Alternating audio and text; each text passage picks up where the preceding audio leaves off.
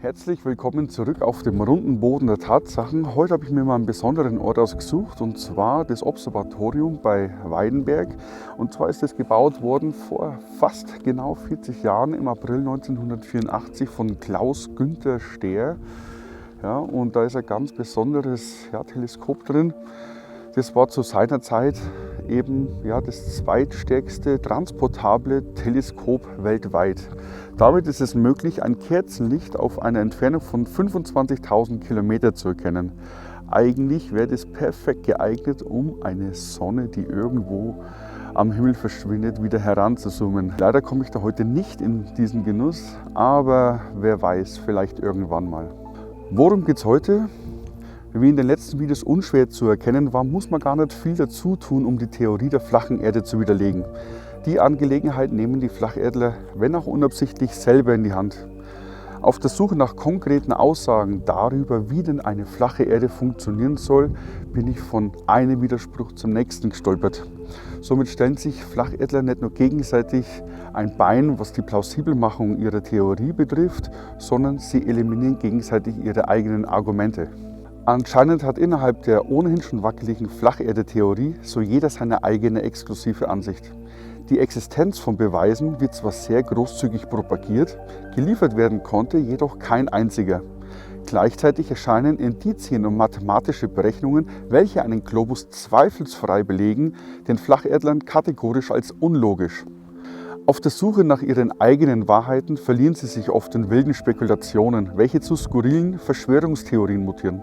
So wird zum Beispiel behauptet, dass die Existenz der flachen Erde von Institutionen wie der NASA verschwiegen wird. Aufnahmen vom Globus seien pauschal fake. Jeder, der die Ansicht der Globuserde vertritt, ist dementsprechend dumm oder gehört dem System an.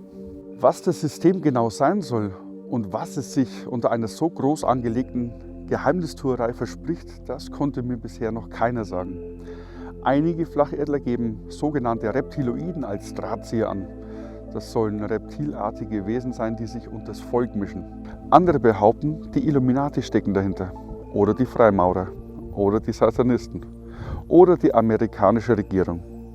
Auch hier lässt sich wohl jeder Flacherdler von seiner eigenen Logik leiten. Wie die Motte das Licht sucht, so sucht jeder Flacherdler nach seiner eigenen Sensation. Auch wenn das Licht der Scheinwerfer eines herannahenden PKWs ist, der die Flacherde-Theorie letztendlich überrollt. Wenn du meine letzten Videos angeschaut hast, dann weißt du, ich beziehe mich im Wesentlichen auf Sachen, die ich am Himmel beobachten kann. Und meine Beobachtungen habe ich gegenüber Annahmen der Flacherde-Theorie gestellt. Damit war nicht jeder Flacherdler einverstanden und hat somit auch sein Veto eingelegt mit Fragen, wo hast du denn recherchiert und das ist doch alles falsch, oder eben, die Erde ist flach, Punkt. Und ich möchte natürlich gerne mal meinen Taschenrechner auspacken und nachvollziehbare Berechnungen anstellen, mit der auch ein Flacherdler zufrieden ist. Und damit ich an diese Informationen komme, habe ich 25 Fragen vorbereitet, die ich gern der Flacherde-Gemeinschaft stellen würde. Frage 1. In welcher Höhe über Meeresspiegel befindet sich die Sonne? Frage 2. Warum genau kann man die Sonne in der Nacht nicht sehen? Frage 3. Warum kann man nachts aber die Sterne sehen? Frage 4. Wird die flache Erde nun von einer Glaskuppel umhüllt oder nicht? Frage 5. Warum verschwindet die Sonne offensichtlich hinter dem Horizont und nicht mitten am Himmel? Frage 6. Warum wird nur ein Teil der Erdoberfläche von der Sonne beleuchtet und nicht die gesamte? Frage 7. Woher nimmt die Sonne ihre Energie? Frage 8. Welche Kraft hält die Sonne am Himmel, damit sie nicht einfach zu Boden fällt? Frage 9. Laut Modell müsste es im Süden sehr kalt sein. Wie kann es dann trotzdem sein, dass zum Beispiel in Australien gerade Sommer ist? Frage 10.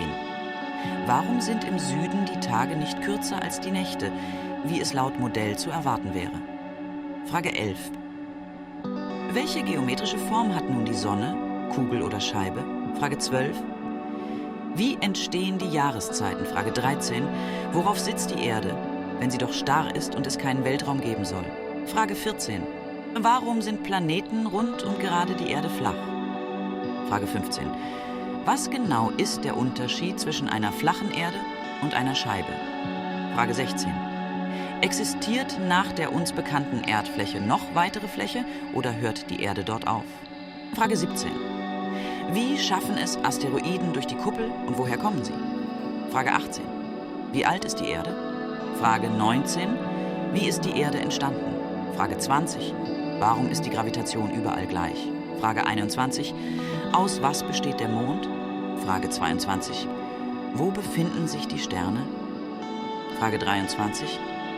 Was hätte man davon, aus der flachen Erde ein Geheimnis zu machen? Frage 24. Was ist das System und wer steckt dahinter? Frage 25. Warum konnte die flache Erde bis heute nicht bewiesen werden? Wenn du wissen möchtest, wie es weitergeht, dann abonniere am besten diesen Kanal und schenke mir einen Daumen. Wir sehen uns im nächsten Video. Eure Scully.